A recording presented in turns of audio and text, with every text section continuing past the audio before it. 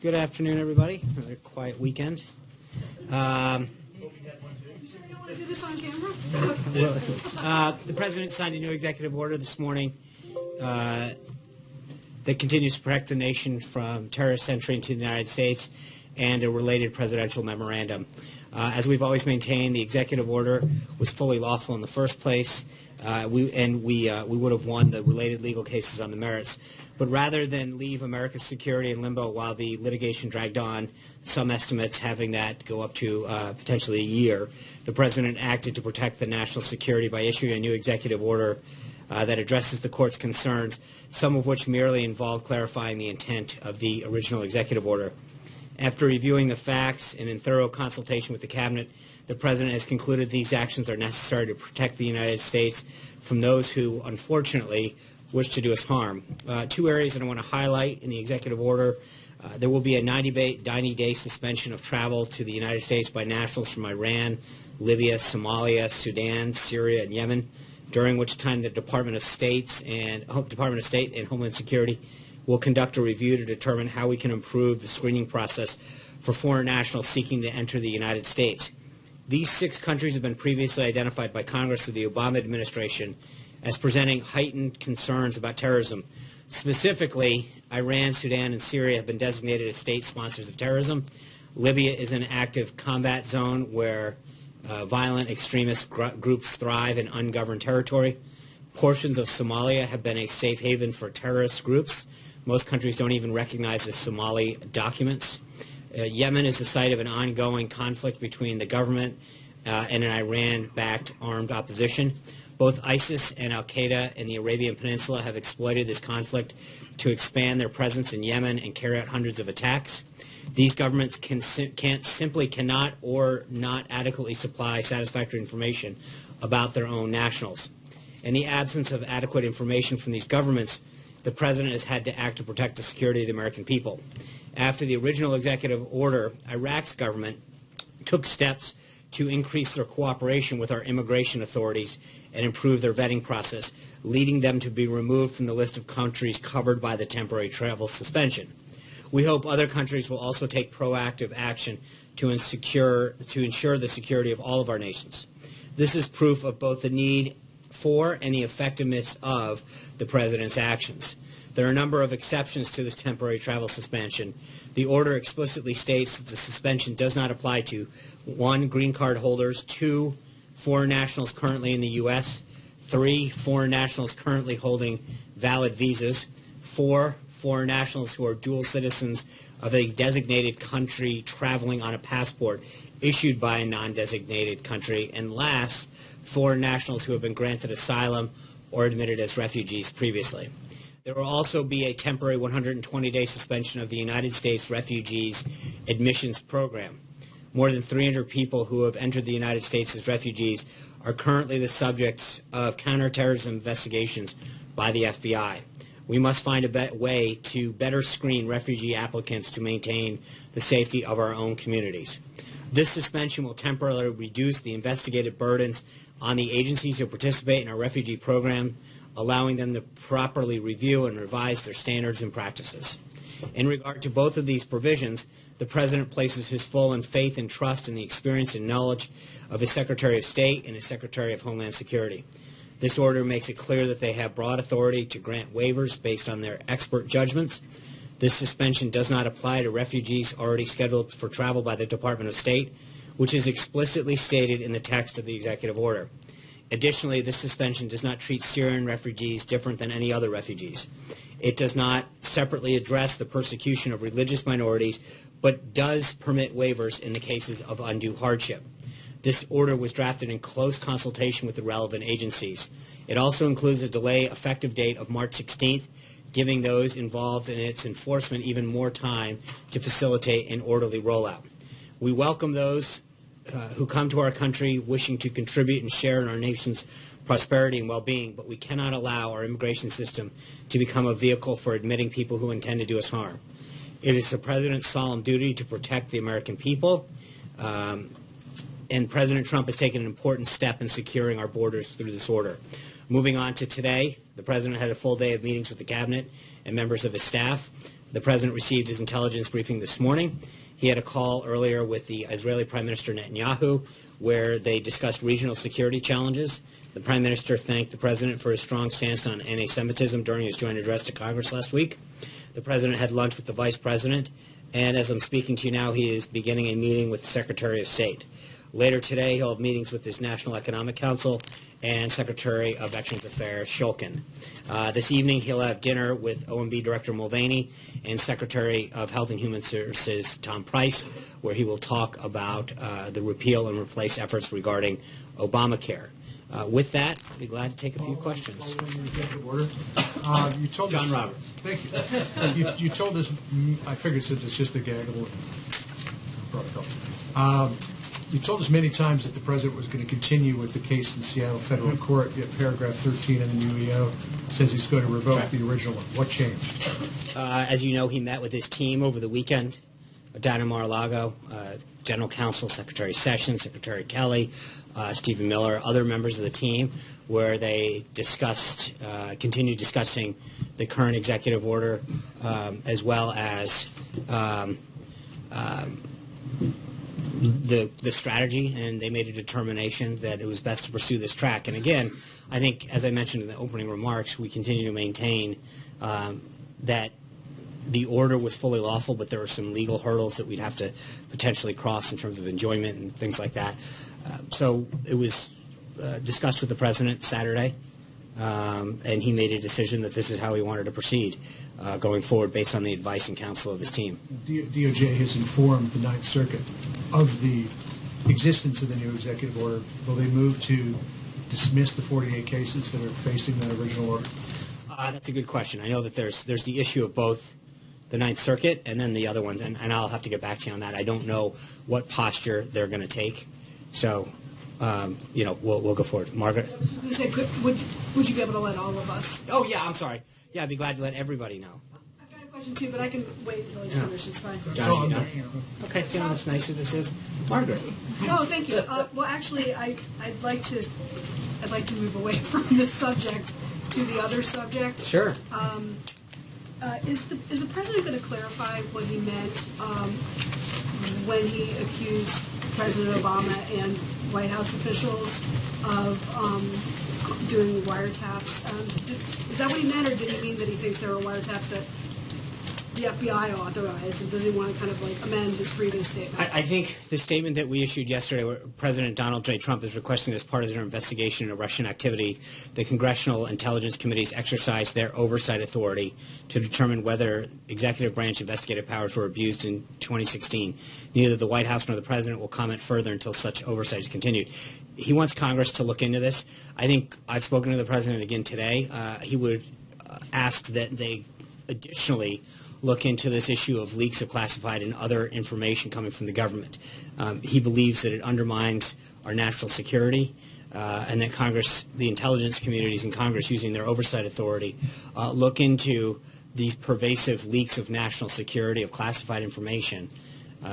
So he would do that. I would note it's interesting that when you look at what former DNI Clapper said on Meet the Press when he was asked if there was any evidence that the Trump campaign was colluding with the Russian government while the Kremlin was working to influence the election, his quote was, "Not to my knowledge."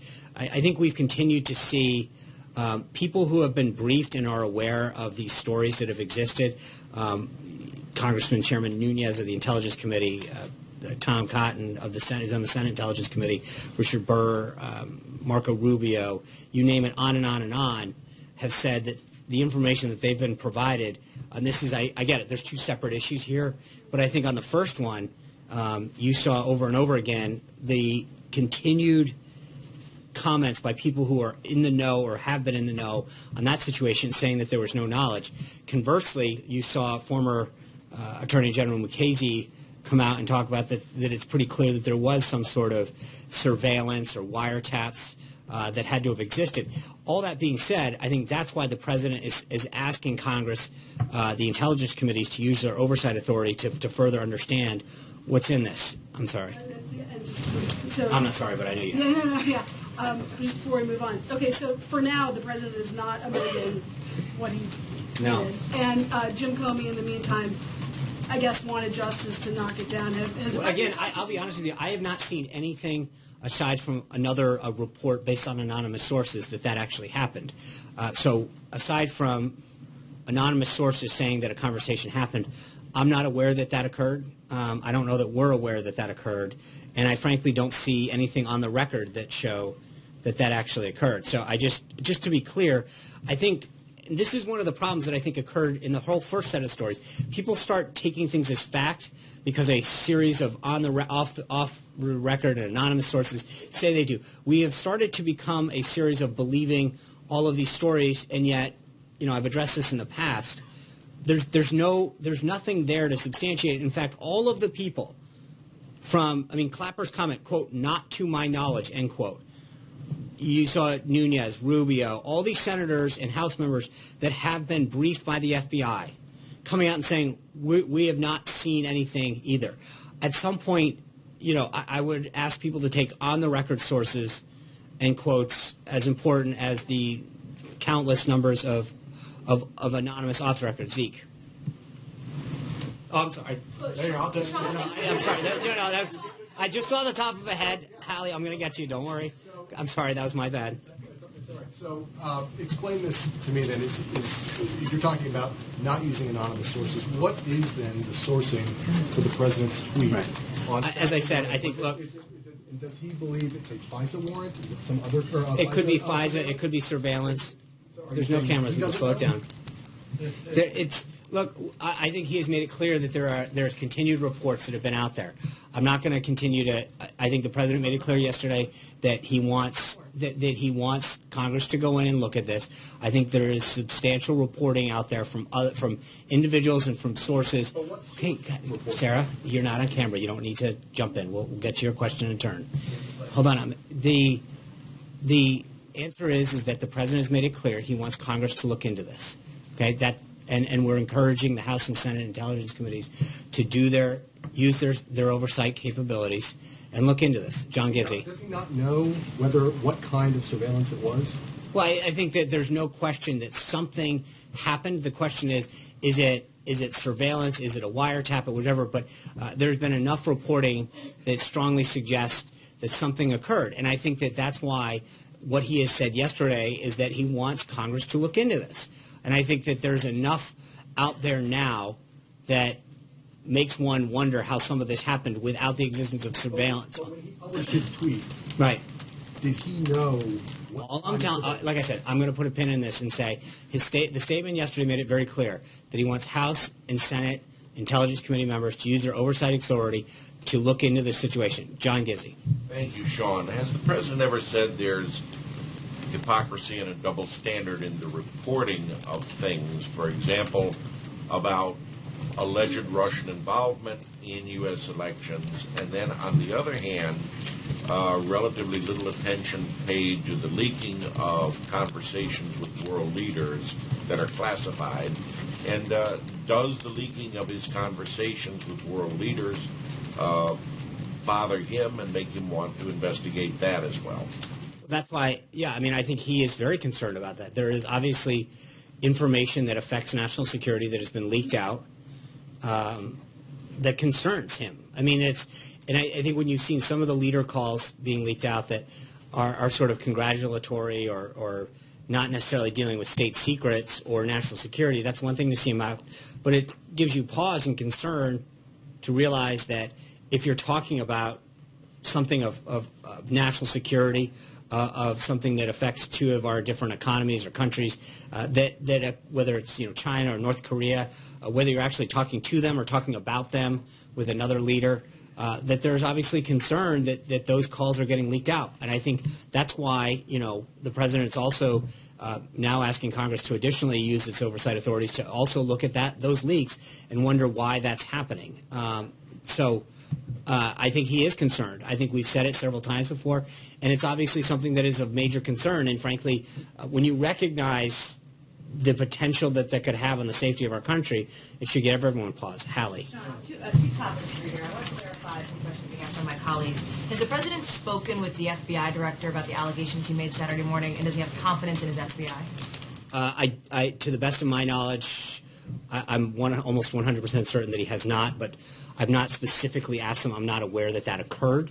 Obviously, I'd be glad to get back, but I've not known that that existed. So I'm giving myself the ability to get back to you on this, but I'm not, and all of you, we're making a list, but I'm not aware that that actually happened. So, And the confidence question, do we have confidence in this director? there's nothing that I've been told by him that would lead me to believe that anything is different than when it was prior. And before I get to the second topic of clarification here, you're talking about the president wanting to go to Congress, specifically on the wiretapping question, but this is information that is held by the executive branch. Right. So why would the president, if it's Because information I think that the there's, executive branch has, again, and I'm not going to, I want to stay in my wheelhouse here, but my understanding is that the president directing the Department of Justice to do something with respect to an investigation that may or may not occur with evidence may be seen as trying to interfere. And I think that we're trying to do this in the proper way. And that's sort of saying that this information exists. that doesn't interfere with an investigation. So, Okay. Zeke. The second topic was actually on the immigration executive order. Zeke.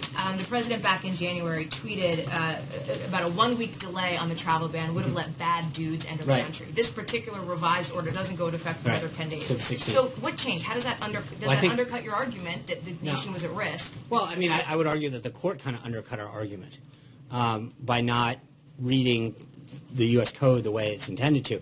But I think we lost the element of surprise way back when we said we were going to issue a second executive order. That's what it was about, the element of surprise. Oh, absolutely. I mean, I think we said at the beginning, the whole reason that we did it in the way that we did was because if you started to telegraph it. But I think that when we started talking about a second executive order a couple weeks back, I think that generally took away, whether it was done on Friday or Sunday or Monday, wouldn't have mattered. I mean, people have been able to, we have telegraphed what we're doing for the last couple weeks. We took that away, and the president, as you've seen, has been very methodical about making sure we've talked about this, for the last week, talking about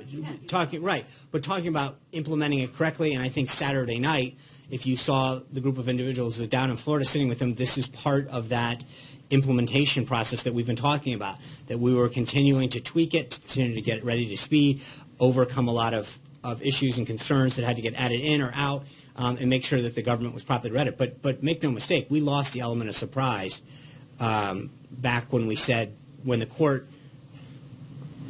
enjoined this in the Ninth Circuit, and then we had to go back to the drawing board, and we talked about doing a second order. That was the intent of it the entire time. You lose that back then. Zeke.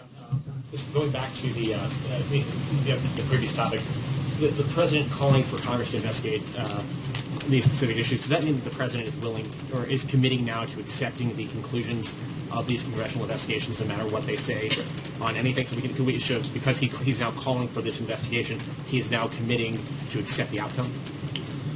Well, I don't think you would ever just blanketly say I'm going to accept any outcome. That doesn't matter what it is. You can go to court, and it doesn't mean that if you get found guilty or innocent that you're accepting the outcome. It means that you're agreeing that that's a legitimate.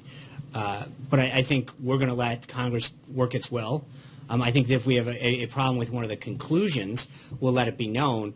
But I think that for right now, the issue is that we think that that's the appropriate place for this to be looked into. And they have the resources, and they themselves have admitted that. Alexis. Can I ask two topics? Sure. On this topic, let me just follow up. If members of Congress pursue an investigation that looks into surveillance in the way the president would like them to, and he believes that that surveillance is potentially against the law, they would make recommendations to the executive branch to pursue and prosecute anyone responsible for that. So their recommendations would come back to the Justice Department. So to ask the question again, would the president accept the recommendations of the legislative branch that potentially laws were broken and that those accusations should come back to the Justice Department to investigate? I think it's hard to prejudge what they're doing. Obviously, the reason that he's asking the House and Senate Intelligence Committee to go through this is because he thinks that they are the appropriate venues, they have the appropriate staff to look at them, and I think it's an appropriate way of having that separation of powers, if you will, where it's not directing the Department of Justice to do something that they may or may not be the ones conducting. But again, the reason I don't want to give a blanket statement, Alexis, isn't because I'm trying to prejudge it, but I think that depending on a lot of things, you don't want to say we're going to accept every single thing they do. I think we definitely will have a lot of respect for what they do and what they look into.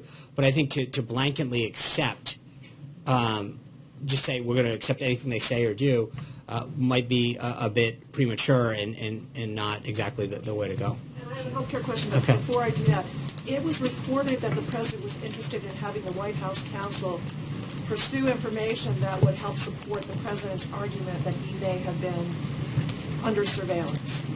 Is it the case that the president has indeed asked Don McGahn to continue doing that, or is he dropping No, that? Don McGahn was never asked. All Don McGahn was ever asked to do was to review what options, if any, were available. That's it. Just review internally and tell the president this is what's. But we made very clear to anyone who asked, and if you know Don and the team here, these are unbelievably talented lawyers. They're very skilled in understanding where the bounds are, and would understand that any type of interference would be such a.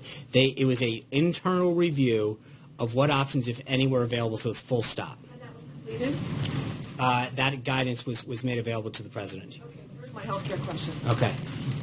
It was also reported that the president's desire for speed with the administration's own Affordable Care Act replacement plan has kicked the ball to the OMB director rather than the HHS secretary to complete that work and get it out this week.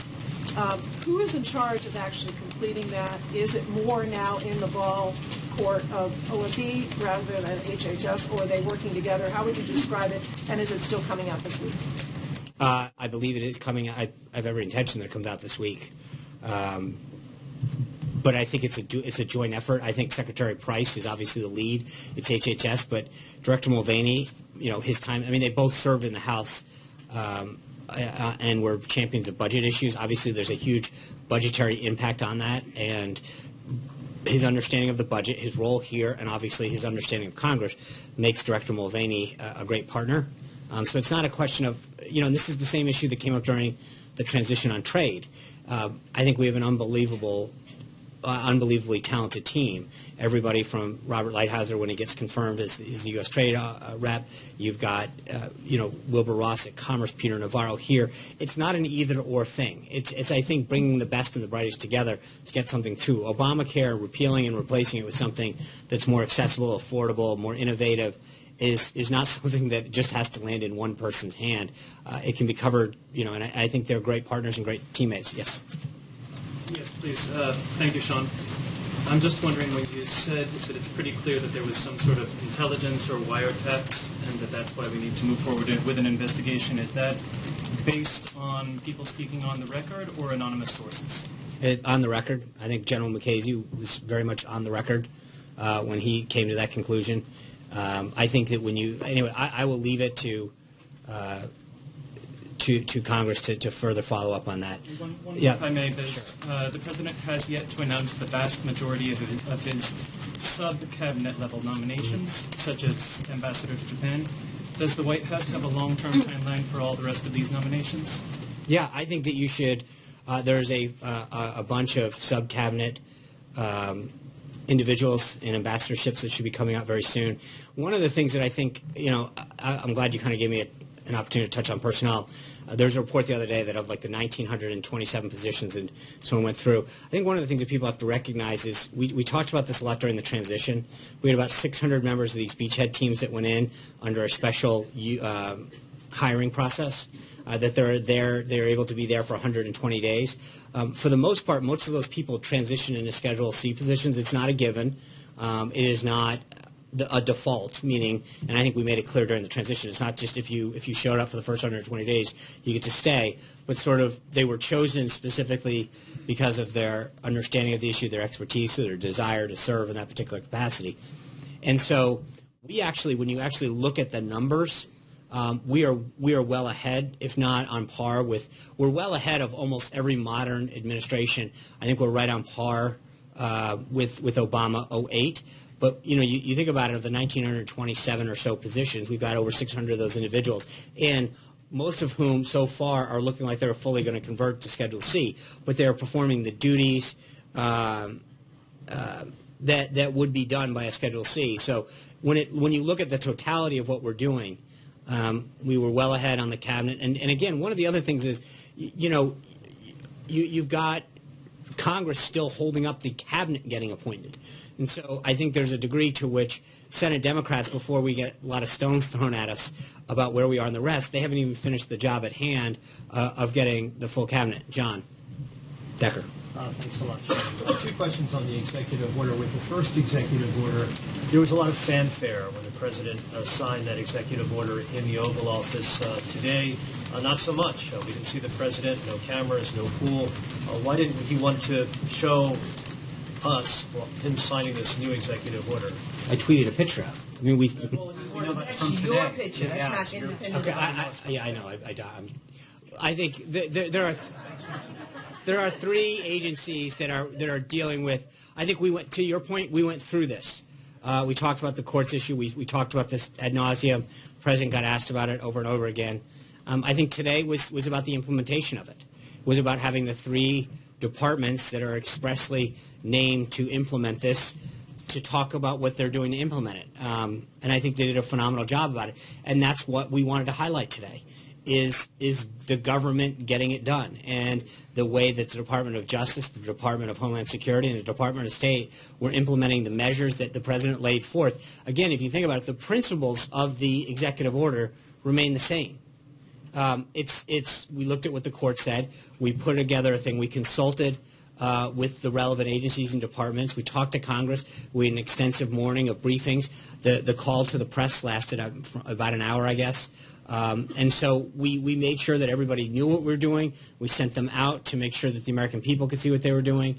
And so, I just want to be clear that I think we did a phenomenal job of rolling it out and making sure the American people saw the faces of the departments that were instrumental in implementing it.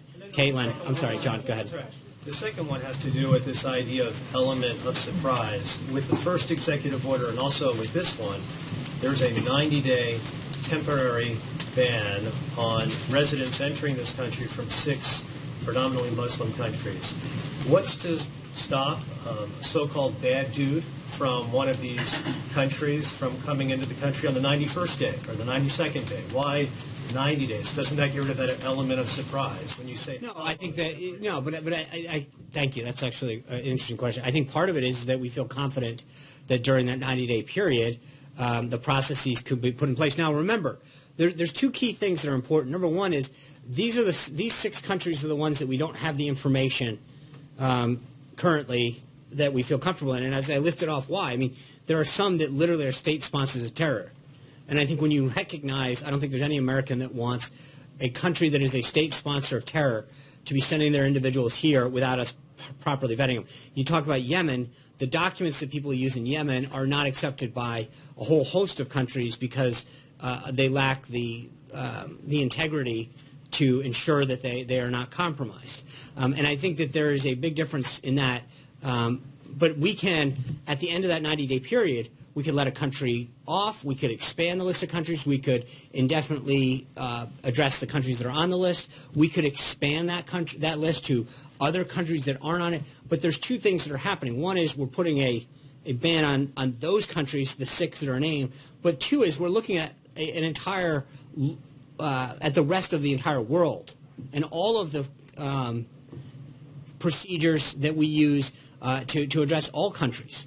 And so at the end of that period, we could add countries, we could subtract countries, we could decide to indefinitely continue with one of the 2, one of the 6 rather. But if you look at the case of Iraq, after the first order, they stepped up with 4 very specific things that they did to ensure that people traveling from Iraq, we had certain things, that, whether it be biometrics or others, that let us ensure that the people coming into the country, we felt confident in knowing that they were coming in. But that's an important thing. It's not just those 6.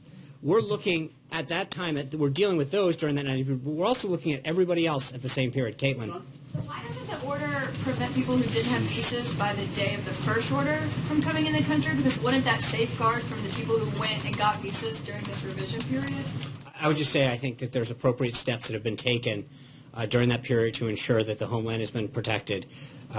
Go ahead. I know you have another. One more question. Of course. Does the president think that Barack Obama himself wiretapped him, or someone in the administration? I'm just going to say that, as the president noted in his statement, we're going to let Congress look into that, and then we'll get back to it. We'll discuss it after Congress comes with funding. Aaron. Since the president contends that he and President Obama like each other, has he picked up the phone and called President Obama since the inauguration, or does he think about asking him directly before accusing him publicly? I'm not aware of whether or not they've talked. I can ask and find out and get back to you. Cecilia. But does the fact that you're rescinding this first executive order, is it at all an admission that things just didn't go right the first time around? No. I think the first executive order we've made clear time and time again. When you look at how the court adjudicated that, their facts were wrong. Just in terms of how many people had come into the country, they based it off of several things that I think were not factually accurate. I think we recognize that we could have been in litigation for up to a year on this, and that would have left the country exposed. And I think that there is a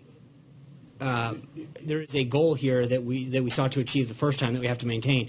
But by no means we 100% maintain that the executive order as initially drafted is completely constitutional and legal, and that what we've done is to do the best of our ability based on what the court. Hold on. Still Cecilia's turn. What about this issue of radicalization after people are here, which is what the DHS raised in that report? One of the examples that's cited in the EO today is a Somali man now who came as a child and was radicalized here. So what does this order do about that population of people? The people that are here. Which is what the concern that DHS raised in this report, that said the bigger concern is people who are here who radicalize after the fact, not those that are here stopping. Well, I think that what we need to do, this isn't a one-stop shop. I think that we have to look at the entire problem. This is one piece of the problem that we're looking at to make sure that we keep the country safe. It's not a either or only this then, but I think you're going to see a continuation of steps that the president takes to make sure that the country is protected. One small correction that I've been made aware of: it's Somalia, not Yemen, that the travel docs are not accepted. So my apologies to Yemen. Jeff, did you hold on? Thanks, Jeff. Thank you, Sean. You mentioned a couple times, or referred a couple times today to former DNI Clapper's comments on over the weekend about Russia and the Trump campaign. Are you encouraging people to take those comments seriously, but not the comments where he said there was no wiretapping? No, well, first of all, he also said that he wasn't aware, he couldn't speak entirely when it came to wiretapping. He said that he wasn't aware of anything. I take him at his word that he wasn't aware, but that doesn't mean that it didn't exist. But I also think that it's interesting that the double standard that has existed for so long when it comes to, you have these sources over and over again who have been briefed by the FBI that say, I was briefed, there's nothing there. You have Clapper saying, quote, not that I'm aware of. And yet we still have these stories over and over again citing anonymous sources.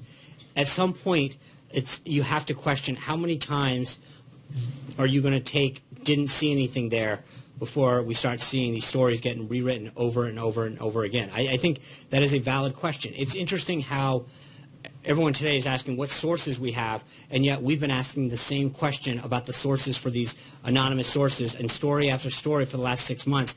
And it's just, don't worry, we have these trusted anonymous sources that may or may not be true. And at the bottom of every story, it has some kind of caveat that, however, there has been no formal evidence presented.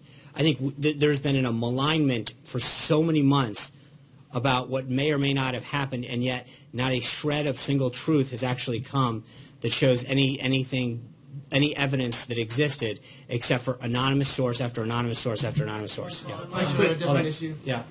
What's the White House's reaction to North Korea firing 4 ballistic missiles into the sea off Japan's northwest? The launches are consistent with North Korea's long history of provocative behavior. The United States stands with our allies in the face of this very serious threat. The Trump administration is taking steps to enhance our ability to defend against North Korea's ballistic missiles, such as through the deployment of a THAAD battery to South Africa, South Korea. I just want to circle back around to a couple things that you said. You said it could be FISA, it could be surveillance. So are you saying that the administration is conceding that somewhere there was evidence presented before a judge that shows there could be collusion with the campaign and that it was okay to surveil them? No, what I'm suggesting is that, as I said, that our goal is to is to allow Congress to do its job, as the statement said yesterday. Olivia, yeah. And then the follow-up on the new order. You had said that there were 100 or so that had been inspected, but how many total that came in that you all had 300. Of 300, 100 refugees? You said hundreds of or 300 refugees. How many total came in, and how many did you detain? I'd ask you to talk to the Department of Justice or actually Homeland Security on that one. I know the top line stat on that one. Olivia. John, I got a couple for you. One, just scheduling. The Israeli defense minister is in town tomorrow. Will he meet with the president? I'll have to get back to you on that. I'm not aware that that's on the schedule at this time, but I don't know. I know he and Prime Minister Netanyahu spoke earlier. I'm not aware that came up. And can you flesh out this notion of 300 refugees being investigated? What are they being investigated for specifically? What's the source for this information? The FBI. So the FBI is investigating 300 refugees currently on U.S. soil on terrorism-related charges. That's what I've been. Yeah, I'll get you the stat for that, but that's. That'd be great. Thank you. Okay, Anita. You had talked a little bit about Iraq and why they're not in the executive order anymore. So is this a signal to the other 6 and to other countries that they can also get removed if they I think you called it proactive, if they were proactively having their own actions? So I think what I would say, and I think the way you phrased it is right. It's not just these 6 countries; it's countries throughout the globe. I think that we are. It is in every country's best interest to know who's coming in and out of its country, and to do things. And I think there are things that we've asked countries to do, and it's not inclusive. It's not, hey, if you hit these 4, I think each country is a separate case. So I don't want to say if you do these 4, you're in. But absolutely, I think there's now in some cases, like anything else, Anita, it may be easier for one country to achieve something than for another. But at the end of the day, I think there are certain things that there are certain steps that Iraq went through, including things like biometrics and turning over updating lists of people within their country that pose a threat. And so that they've agreed to do certain things after the first one was ordered that give us a much greater degree of confidence in knowing who's coming in and out of the country. And then on another topic, what was the president's reaction to hearing about Vice President Pence's personal email for government business? I ask, obviously, because he had so many things to say about Hillary Clinton using personal email for government business last year. I was going to insert like an AOL joke here, but I think, look, I think there's a big difference. The vice president complied with Indiana law, turned over all of his emails, and made sure that everything was done. I mean, that's a very big step. There's no question that I've made aware of that he didn't do everything in compliance with Indiana law. There's a big difference between doing what is common practice within a state government and what is in compliance with that state's laws than setting up a private server that seeks specifically to go around the government protocols and the Federal Records Act. There's a big difference between that. But I mean, the governor at the time and now the vice president did everything in compliance with Indiana law, and I think that's a big difference. Is that it's not a question of it's a question of was there a law and was there a rule and did you follow it? In the case of Governor Pence, he did. In the case of Secretary Clinton, I would let the record speak for itself in that. Gabby, I'm sorry. Part of the justification for the hurried rollout of the initial executive order on immigration was that if it wasn't rolled out immediately, that people would take advantage of that and come into the country. So why has the administration decided to delay the implementation of this new executive order until March 16th? I'm going to refer you to Hallie Jackson. That was what Hallie asked earlier. No problem, it's in the back. But basically, the answer that I gave Hallie that I'll give to you is, I think the first order, one of the goals of the first order was an element of surprise, to implement it in a way that that didn't allow people to get in, right? Since the Ninth Circuit acted, we've been talking about a second executive order. I think we lost the element of surprise back in mid to early February when the Ninth Circuit acted the way they did. So that element, what we've tried to do now is to make sure with that element gone that we've implemented this in a way that ensures the greatest degree of confidence that we know what we're doing. One quick item. I'm not done, so you can keep your hands going. Someone asked earlier, and I'm trying to remember who, about the source for DOJ. Was that you, Olivia? The Department of Justice, FBI investigation, Section 1, subsection H, the text of the EO notes. You can check on that for the source. I'm sorry, Matt. Thanks. Sean, doubling back to something we talked about earlier. President Trump accused President Obama of criminal conduct. One, can you tell us what his source was for that accusation? And two, can you tell us unequivocally that he was basing that on more than a talk radio report and a Breitbart article about that talk radio report? I'm going to tell you that I've said it over and over again. I think the president made it very clear in the statement yesterday that he is not going to comment any further on this until Congress does. So maybe it was just based on I'm just going to say that the president made it very clear that based on numerous things, including, I think there's a New York Times story on. There's several sources that made this clear or brought this to light. But I'm not going to go into anything further, as the president noted, until this is resolved. Mara. I have two topics. One on the EO that maybe is coming later this week, an EO on the Obama administration's fuel economy standards. Are you going to have an EO reversing those, and will that also negate California's waiver? I don't see anything. I'll have to get back to you as my standard. I'm not so sure on the timing. I was just looking at my date. Okay. But I wouldn't get. I don't have anything to announce at the time. Is generally how I answer that, and I'm going to stick to it. But I have just one more question on the other topic. You said that you pointed rightly to Clapper's comments. Nothing that he knows of suggests there was any collusion between the campaign and Russia. But he also said that he didn't know of any wiretap FISA order. Why are you willing to accept his? That's what Jeff asked. Yeah. Well, I guess the thing I'm asking is that the president of the United States has unilateral authority to declassify anything that he wants. He said in his tweet, "I just learned of this." So he obviously had some kind of evidence. Why not declassify it? I think that's, as I've made clear, there's a reason that we want Congress and the intelligence committees to do their job in terms of making sure that there's a separation of powers. Looking at it as if we, He's afraid it would look like interference. I think that, again, I'm just going to leave it at that. He thinks it's appropriate for Congress to do this instead of trying to point to its own Department of Justice. Ashley. Sean, Hold on. We're going to wait our turn. Sean, It's Ashley's turn. Thank you. This morning, Kellyanne Conway went on Fox News and she said, he's the President of the United States. He has information and intelligence that the rest of us do not. So that seemed to be referring not to these news reports you're talking about, but to specific tangible evidence. So what can you tell us about what that evidence is, where it came from, and then secondly, if he has this evidence, why is he asking Congress to investigate it? Well, I think the point that Kellyanne was making at the time is that the president, because he's president, gets access to NSC and other intelligence documents. I don't know. I haven't seen the exact transcript, so I can't. I appreciate that. Thank you. But I also haven't talked to Kellyanne about this, so I don't think you can do that part. But I don't. So I can't specifically respond to you in terms of what she was referring to, whether she was referring to the exact nature of his charge or whether, generally speaking, he is given information. But again, on all of this, I'm going to go back to this to the statement earlier that the president's goal right now is to make sure that the House and Senate can do this. Yes. Thank you, Sam.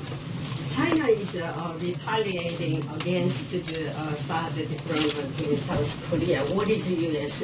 position? It's retaliating against what?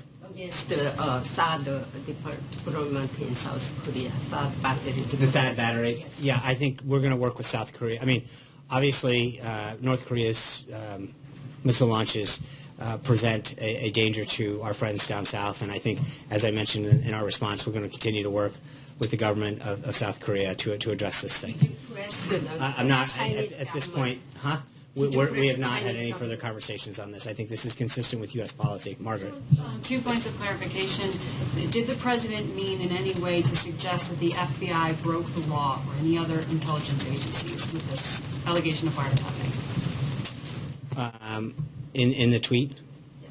I'm just going to let the tweet speak for itself. I'm not going to get it. I get it, but I think that I'm not going to try to. I understand that, and I think I will seek further clarification on that. For right now, I would just suggest to you that I'm going to let it speak until I can get further clarification. Point of clarification here.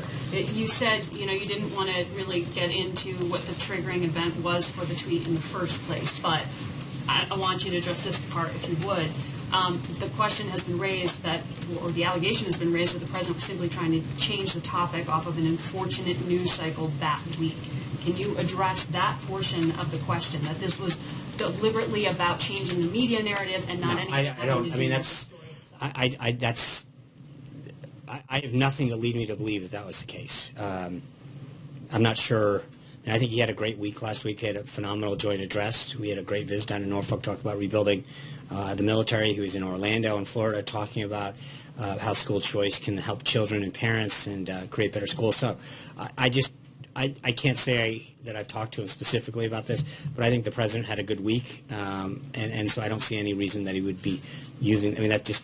I think it was an issue of concern to him. Jim. Yes, Sean. Let's remind everybody what the president did tweet Saturday morning. Terrible. Just found out that Obama had my wires tapped in Trump Tower just before the victory.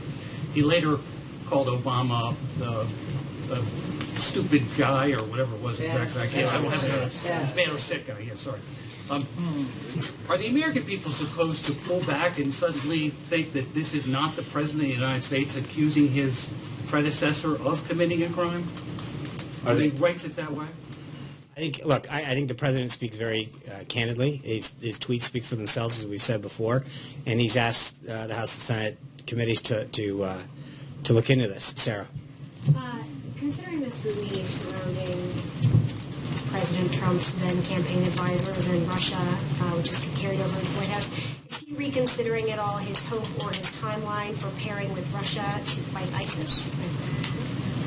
Is he based on the amount of scrutiny surrounding this? No, I mean, I think if Russia wants to join with us to fight ISIS, that's a great. So nothing's changed on that front? No.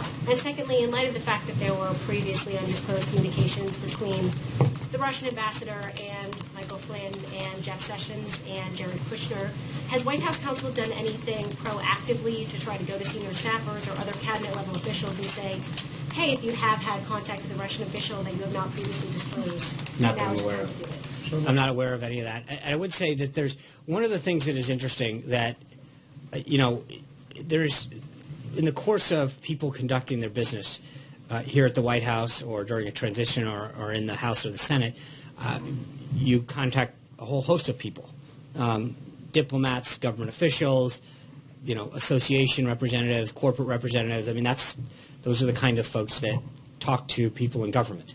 And I think that there's one thing between talking with somebody. I mean, I think, and again, I'll get back to so don't be prescriptive on this. I think someone had told me earlier today that there was something like 20 visits to the Russian ambassador in the last, 10 maybe years. 22. Thank you for helping fact check me. But I mean, I guess. Thank you. Where's Noller?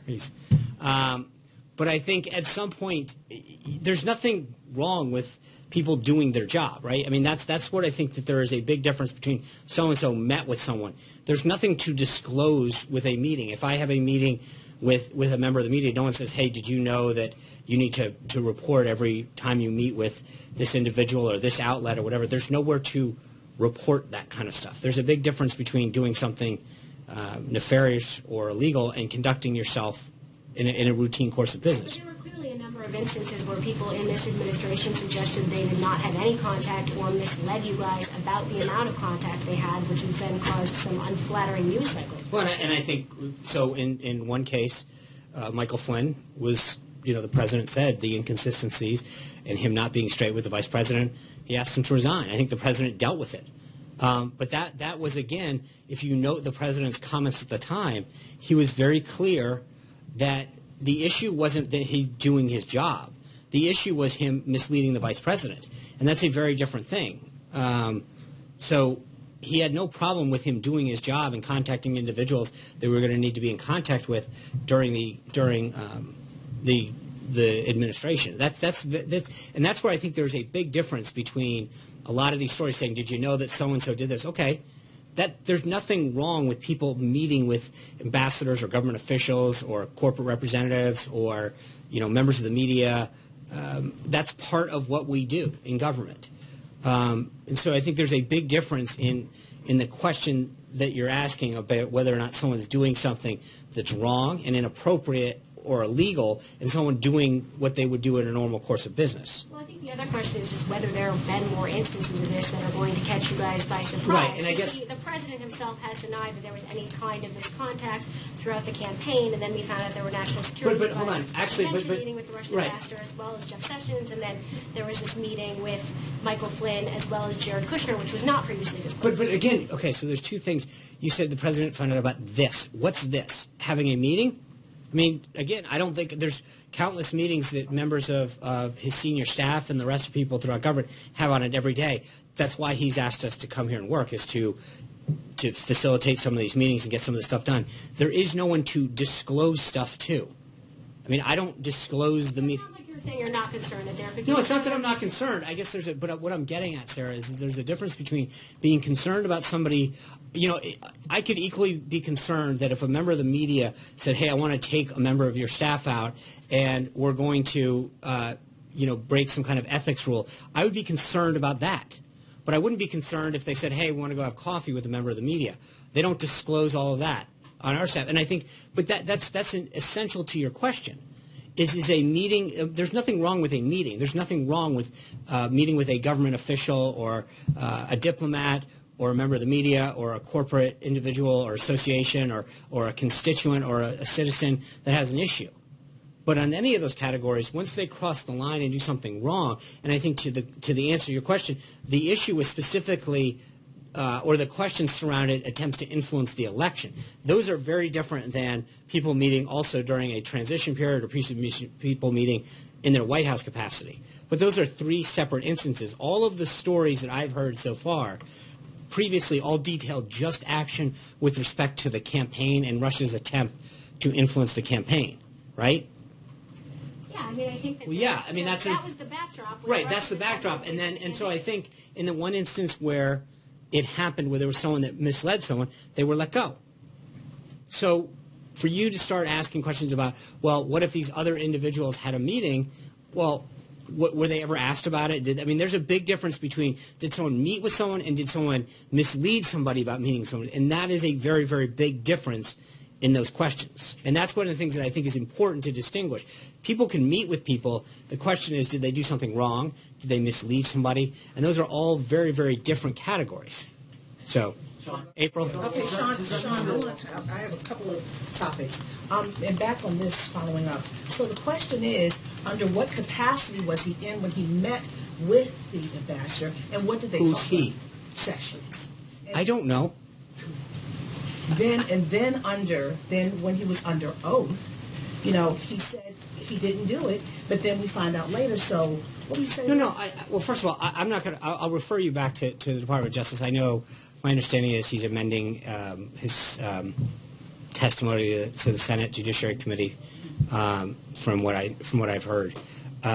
So I'll let his speak. But I do think that his explanation that he gave was that he was answering a question: did you have any meetings with anyone with respect to the campaign? And I think in his mind, it was very clear that I never met with anyone with respect to the campaign. I met with someone in my Senate office, in my capacity as a United States Senator, with Senate staff to discuss, foreign policy or whatever it was that he was discussing. I think the Senator discussed this in his media conference last week, Thursday. So I guess the issue is with respect to what was talked about. I don't know. That's up to him. But I do think the way he described it was very clear that he believed he was answering Senator Franken's question with respect to activity involving the campaign and attempts to, as I said to Sarah, like this whole idea of influencing the election. Meeting with an ambassador about an area of foreign policy in his Senate office with his Senate staff was clearly not a campaign event. Okay, so now on the leak issue, you're talking about Congress doing an investigation, but some of these leaks are coming from top officials, people who know insider information. What has the president said to his staff as it relates to the leaks? in reference to trying to find out himself, not just from top-level people. What has he said to people about the leaks, about trying to stop it or trying to find out what's happening?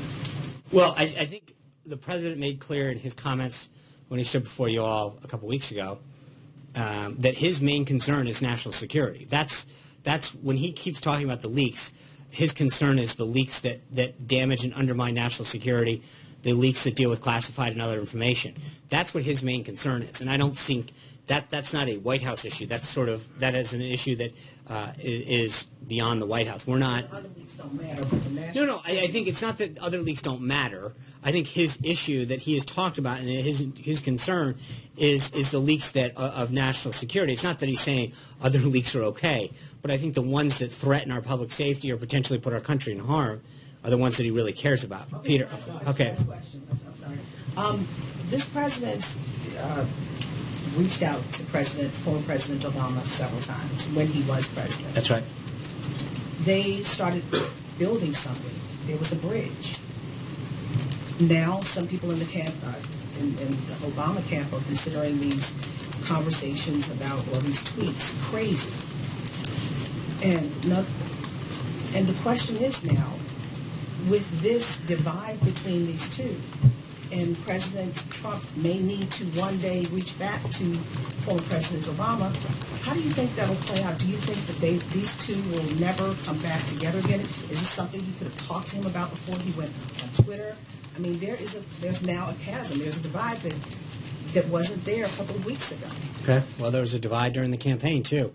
I don't think that I think that, as you saw, the president's made it very clear. He said some things about the president said stuff.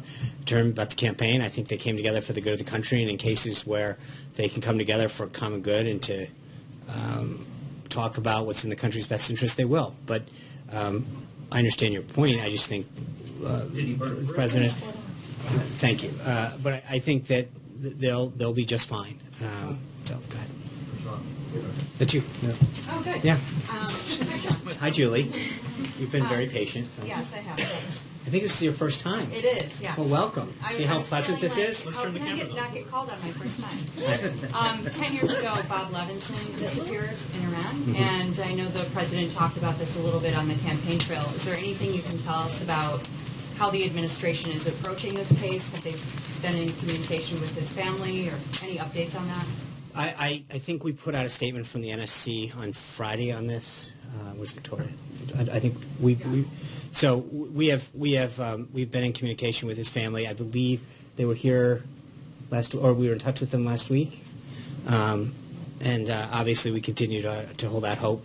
But the administration has been in touch with his family. John, the call to Netanyahu, what prompted that? I don't know, Dave. I'll find out. I know it happened, and I got a little bit of a. As you might know, the Prime Minister is meeting later this week with Vladimir Putin. Did the President and Prime Minister talk about Syria at all? I don't know. I know that they had a discussion about regional threats, so I don't want to get ahead of this. David Jackson. Comey did tell people this weekend that President Obama did not order these wiretaps, and he did want the Justice Department to put out that statement. Does President Obama believe... Like I said, I am not... So does President Trump believe Comey when he says that President Obama did not authorize these wiretaps? My question is that I don't think that we've confirmed that Director Comey did say that. I'm not aware, aside from reading stories that cite anonymous sources saying that he said it. I'm not aware that actually happened. So that's the first issue that I think we need to resolve. We trust did tell us that he did. Well, with all due respect, not you, but I think that we've had a number of reports that I've seen about things that have occurred in the last 40 some odd days that actually didn't occur, but anonymous sources said they did. Peter Alexander. Sean, to be clear, you said earlier, as an on-the-record source for the president's wiretapping claims, you referred to the former Attorney General Michael Mukasey. I just want to ask you to clarify, if you could, because his public comments were on Sunday, a day after the president tweeted about this, and even in his public comments, he said that he based his information, quote, on news reports. Okay. But I'm just saying that he is. Someone asked me whether it is on the record comment, and that is on the record. But I was saying, was there you were being asked, was there an on the record comment in advance of the president's tweets to which he was basing his information? Did he have anything better than? I'm not. As I said before, I'm not going to get into to the elements of that. I'm going to wait till the House and Senate. Separately, just on a past comment that the president had made about the suggestion that there were, or the claim, in fact, that there were 3 to 5 million people who voted illegally in this country. He made this claim more than a month ago. I just want to get a sense now on the update on any investigation into that and where it stands given the explosive nature of such a claim. I think we've touched on this, but he has asked Vice President Pence to lead a task force on this. We have. I'll get more for you on this. I know that there has been some discussion with some secretaries of state and others on some of this. I know you had that issue in Texas come last week, and I'm trying to remember the exact nature of it, but there has been now further evidence that people have voted illegally, and I think that one of the things that the task force is looking to do is to gather additional information, but it's still in the process of getting the task members named. Does the task force, I guess, exist yet? Or Yeah, I mean, the Vice President has been talking to folks potentially to serve on it, and I know that several secretaries of state have expressed. Not convened yet, but he's been talking That's to folks correct. about it. That's correct. Two subjects here following up on the wiretap question. Stepping away from what the president knew and what the basis of his tweets, how appropriate is it for a president to make an explosive charge as fact and then send you folks out to step away and say this maybe happened and we should investigate it? Well, again, I think there's two things. One is the president's tweets speak for themselves. It's not. We're making that very clear. No, hold on. And I think the president's been very clear, as we've stated, that I think there's enough there that we want the House and Senate Intelligence to use the resources they do to make sure that they look into this matter. I mean, there's some. Anyway, I do not want to get ahead of where they may go with this or what they may look at, but I'm going to leave it to them. If we start down the rabbit hole of discussing some of this stuff, I think that we end up in a very difficult place. I look forward to seeing you guys tomorrow. Can you if you can? I'm sure at some point we'll either do something that a photo spray or something. I think that we have a pretty good track record of making the president available to folks. What's unusual? Tonight. It's Monday. But you see, everything is closed. Normally we have a photo shoot. No. Look. I think that's. Don't give me this. Normally we do. I made it very clear at the beginning of this April that we would have some things on camera, some off. Last week the president traveled 2 days. He had a joint session. We briefed every single day. About the American public seeing their president. Wait, hold on. Seeing their president, the guy is in meetings all day. I'm trying to think, how many times did you complain about the president? Orders. You've had us last. He signed hold on. He signed an executive order. Please don't. I mean, this is a president when it comes to accessibility and allowing the press access. I think I've heard from several of you. We have gone above and beyond allowing the press into events, into sprays. We've had greater access. So, with all due respect, I mean, that's not been the case. We have one day out of the last 41.